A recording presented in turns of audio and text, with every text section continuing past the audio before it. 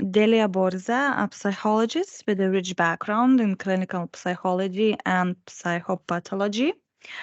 Delia's career has spanned several years, during which she served as a probation counselor and later contributed her expertise to the prison system. In her current role as a researcher at the Center for the Promotion of Lifelong Learning, Delia is actively involved in projects aimed to promoting personal development and lifelong learning. So Delia will be sharing her knowledge with us, and welcome. Thank you for presentation. Hello, everybody. My presentation today is about methodologies employed in this project, and discussion of best practices. Under this project, based on the information collected, a methodology was elaborated to provide high insight and advice for those involved in working with convicted youth. Its purpose is to contribute to the strengthening of youth policy by promoting the social inclusion of the target group with the help of qualified youth workers who support young people in developing their social skills, sense of citizenship, and democratic values. This methodology is composed of several essential parts: socially advanced countries in resocialization, resocialization in partner countries, research data, and recommended non-formal learning exercise. In order to better see and understand what special is required to better help younger people predisposed to commit a crime, two socially advanced countries were chosen, and the resocialization system in these countries were analyzed. These two countries were Germany and Norway, which, allowed not having a perfect system, have developed a correctional system whereby this resocialization process is much more successful compared to other European countries. We will focus on one country, and that is Germany. In Germany, the primary aim of serving a custodial sentence is to enable the convicted individual to reintegrate into society responsibly upon release from correctional facilities, thereby preventing further offenses. Considering the diverse capacities and skills of inmates, they are provided with a choice of three options during their incarceration: employment, educational courses leading to qualification or vocational training, coupled with academic training. The German criminal justice system, particularly concerning young offenders, adopts an exceptionally constructive approach, emphasizing diversion, minimal intervention, mediation, restorative practices, and community-based educational sanction. Measures such as community service and direct restitution payment are employed to compensate victims, with liberty restriction reserved as a last resort. Additionally, certain non-governmental organization offers support, focusing on initiative aimed to assist convicts in various capacities. An example of such non-governmental organization is Hopenbank e.V., which focuses on supporting the social integration or former convicts and assisting them in reintegration into society after completing their sentence. An example of such non-governmental organization is Hopenbank e.V., which focuses on supporting the social integration of former convicts and assisting them in reintegration into society after completing their sentence. In Germany, rehabilitation is constitutionally guaranteed, and Hopenbank e.V. offers a variety of programs to facilitate rehabilitation, covering educational, vocational, life skills, psychological, therapeutic, and recreational aspects. Work plays a pivotal role in the rehabilitation process providing inmates with daily activities and preparing them from electrical installation, tailoring, metalworking, and cleaning for large business. Another approach to preparing convicts for society reentry through social learning theory programs, which aims to enhance self-efficacy and self-motivation. Now, you see German Ministry of Justice? No, still hoping. Oh, yeah, now we see. Okay. According to the German Ministry of Justice, education is the most crucial element in convict reintegration. Recognizing that a significant proportion of convicts lacks formal education, with 48% having not completed high school, the reintegration process emphasizes educational strategies, psychiatric support, and social assistance to facilitate successful societal reintegration. The substantial percentage of young adolescents lacking professional qualification, standing at 94%, underscore the gravity of this issue. Correctional facilities offer opportunities for inmates to achieve education and training, leading to both academic and vocational certification, thereby strengthening their self-confidence, interpersonal skills, and employability upon reintegration into society.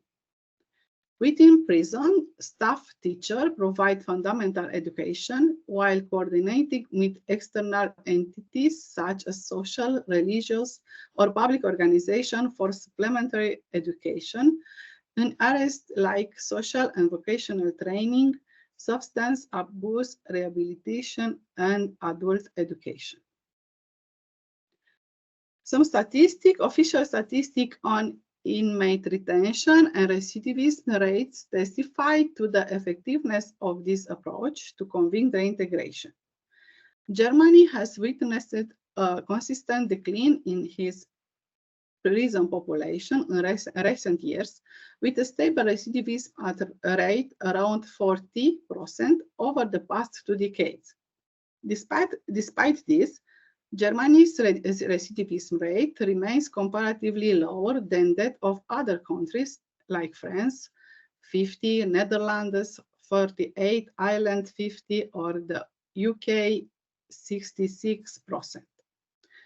By reducing reliance on incarceration, utilizing the socio-economic potential of offenders, and prioritizing public safety, the promotion of community-based sanction aims to mitigate the societal cost associated with punitive measure and criminal justice intervention. Now, a little bit about resocialization in partner countries. Another aspect of the methodology was to understand the current situation in Hungary, Lithuania, Turkey, and Romania regarding the resocialization of convicted young people, thus allowing us to make a comparative analysis that highlight both common challenges and distinct approaches that can be addressed. It is important to recognize that the effectiveness of criminal justice system and resocialization process can vary significantly depending on a multitude of factors, including cultural norms, historical legacy, economic resources, and political priorities. Therefore, while the example provided above can provide valuable insight into successful strategy, they cannot be universally applied without considering the unique circumstances of each country. In essence, this section has served as a comprehensive examination of the complexity inherent in criminal justice system and the resocialization process, providing a nuanced perspective on the challenges and opportunities facing the countries in their effort to promote justice, rehabilitation, and social inclusion. A little bit about research data from this methodology. In this part of methodology, specialists from partner countries carried out research on the attitudes of youth workers toward convicted persons. The research aimed to find out what are the most common misconceptions about sentenced persons among youth workers and how it can affect the integration of young convicts. Specialists looked to measure the prevalence of different misconceptions among young youth workers in each participating country, to measure levels of misconception among different groups of youth workers, and to discover the impact of misconception about convicted young people in their integration process. The study consisted of quantitative and qualitative data. Quantitative data was collected through an online written questionnaire, while qualitative data was collected through focus group.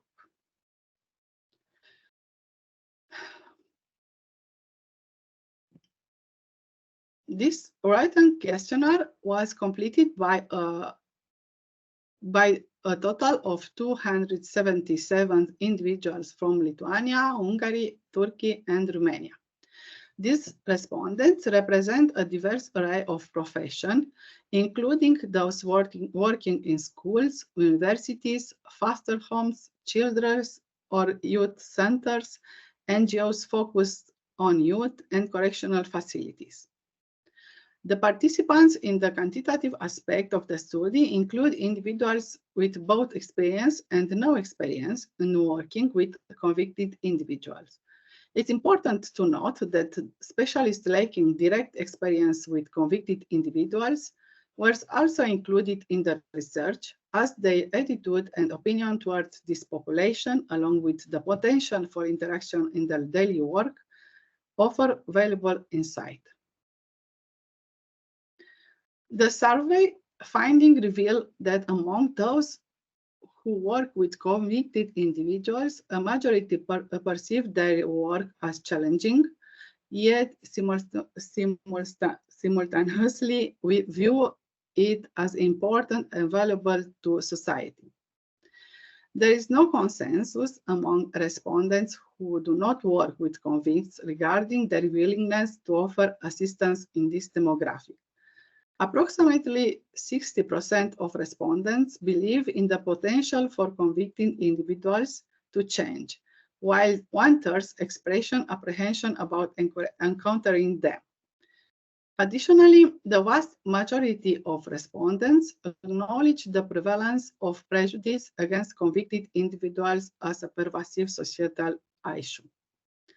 Interestingly, the survey indicates that while there is a minimal stigma among youth workers themselves, they are acutely aware of the stigma present in broader society and recognize its detrimental impact on the social reintegration of convicted individuals.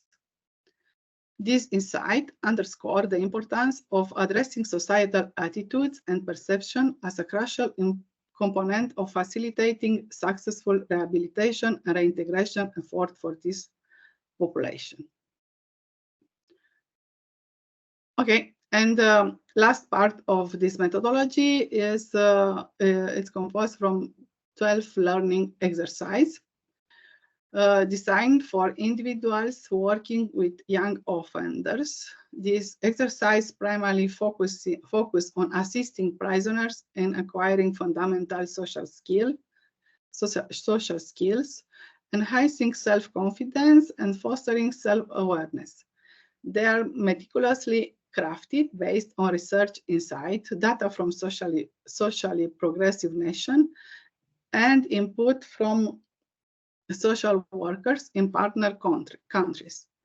These exercises serve as practical tools aimed at empowering individuals to facilitate the personal development and social integration of convicted youth, drawing from a rich tapestry of evidence-based practices and cross-cultural perspective.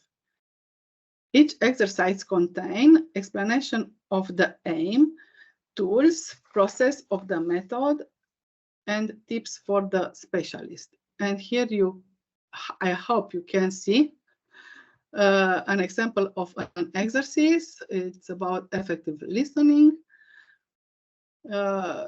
It's an example, all these exercises look like this. Okay, in conclusion, the comprehensive examination of penal system, resocialization process, and attitudes towards convicted individuals across various countries offer valuable insight into the complexities of rehabilitation and societal reintegration. From the for the example provided, it becomes evident the successful approach prioritizes education, vocational training, and social support, while acknowledging the importance of addressing societal stigma and prejudice. In conclusion, while each country may adopt unique approaches to addressing the complexities of the criminal justice system, there are common themes of empowerment, education, and community support that underpin effective rehabilitation effort. By prioritizing these principles and fostering collaboration across borders, we can work towards creating a more just and inclusive society for all individuals, including those who have encountered the legal system. Okay, thank you.